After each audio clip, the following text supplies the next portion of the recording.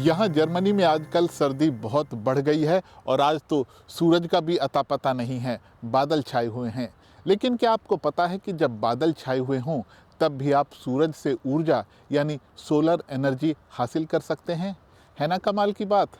आज दुनिया को ऐसे ही ऊर्जा संसाधनों की ज़रूरत है, क्योंकि जितनी बिजली अभी तक हम बना रहे हैं उसमें से ज़्यादातर जीवाश्म ईंधनों से बनाई जाती है, जिनसे बहुत सारा कार्बन उत्सर्जन होता है और हमारे पर्यावरण का तापमान बढ़ता जाता है।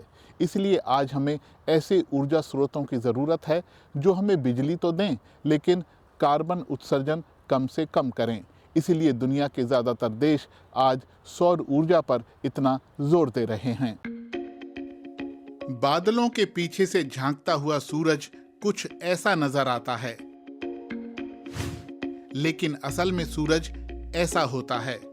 तीव्र आग का एक गोला जिसकी सतह का तापमान लगभग 5,500 डिग्री सेल्सियस होता है।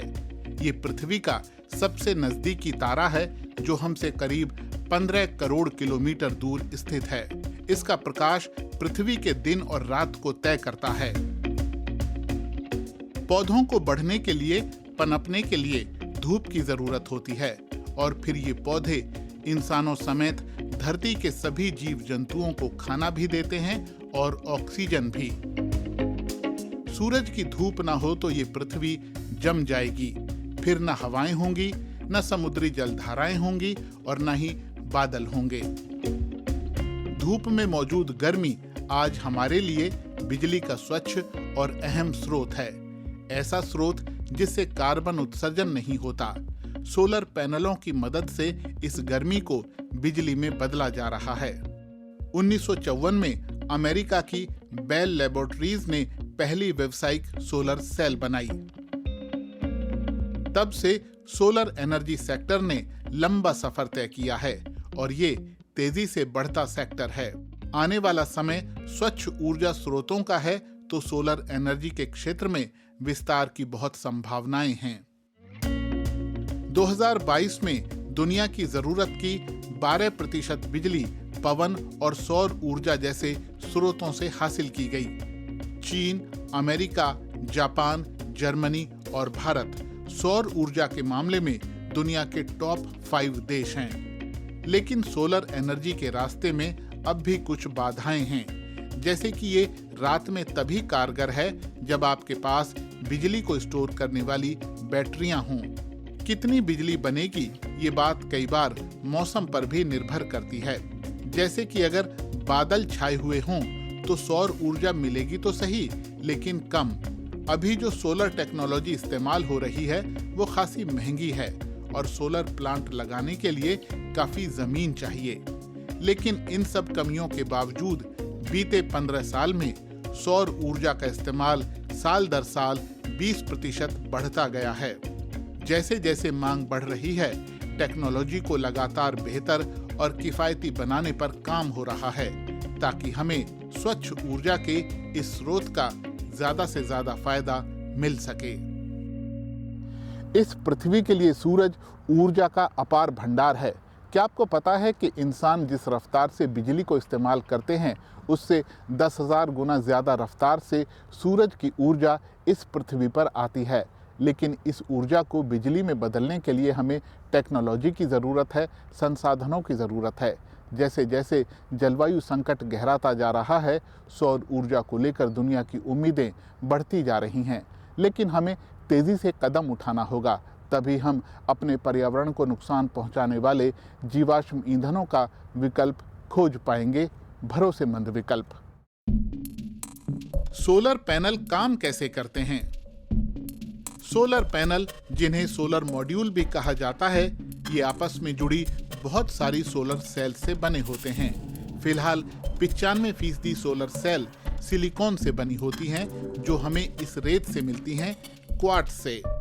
इसे पिघलाया जाता है और जटिल प्रक्रिया के जरिए साफ किया जाता है। इससे मिले सिलिकॉन को बेहद पतली परतों में काटा जाता है, जिन्हें वेफर कहा जाता है। सेल में विद्युत संचालन क्षमता को लाने के लिए सिलिकॉन पर कुछ अशुद्धियां लगाई जाती हैं। कुछ वेफर्स पर बोरोन और कुछ पर फास्फोरस लगाया जाता है। जब बोरॉन और फास्फोरस वाले वेफर्स को एक साथ रखा जाता है तो अतिरिक्त इलेक्ट्रॉन फास्फोरस सिलिकॉन वाली सतह से बोरॉन सिलिकॉन वाली सतह की ओर आते हैं। इससे नीचे की ओर ज्यादा इलेक्ट्रॉन जमा हो जाते हैं और ऊपर की ओर उनकी कमी हो जाती है। बैटरी की तरह सोलर सेल में भी पॉजिटिव और नेगेटिव पोल होते हैं। जब सेल पर धूप पड़ती है तो इलेक्ट्रॉन सिलिकॉन बोरॉन परत में पहुंचते हैं। क्योंकि उनका चार्ज निगेटिव होता है तो वो पॉजिटिव पोल की तरफ खींचते हैं। सोलर सेल में ऊपर और नीचे धातु के संचालक भी होते हैं। मुक्त इलेक्ट्रॉन इन संचालकों के रास्ते पर चलते हैं, जिससे जब तक सूरज चमकता है बिजली पैदा होती रहती है। जब सतह पर ज्यादा धूप पड़ती है तो ज्यादा बिजली पैदा होती है। उत्पादन बढ़ाने के लिए सोलर मॉड्यूल्स को अक्सर एक सीरीज में जोड़ा जाता है और उन्हें जोड़कर बड़े सिस्टम बनाए जाते हैं। लेकिन छोटे मॉड्यूल्स भी रोजमर्रा की जरूरतों के लिए पर्याप्त बिजली पैदा कर सकते हैं।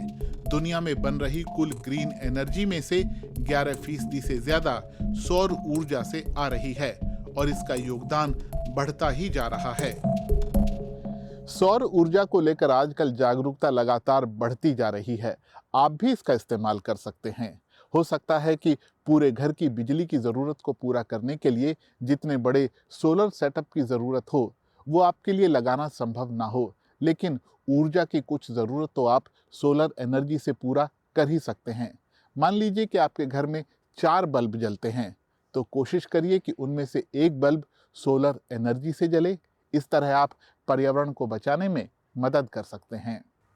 तो आज के वीडियो में बस इतना ही। वीडियो कैसा लगा हमें ज़रूर बताइएगा और ये भी बताइएगा कि क्या आज आपने इस वीडियो से कुछ नया सीखा। होगी आपसे जल्द मुलाकात। अपना ध्यान रखिए। आपका बहुत बहुत धन्यवाद।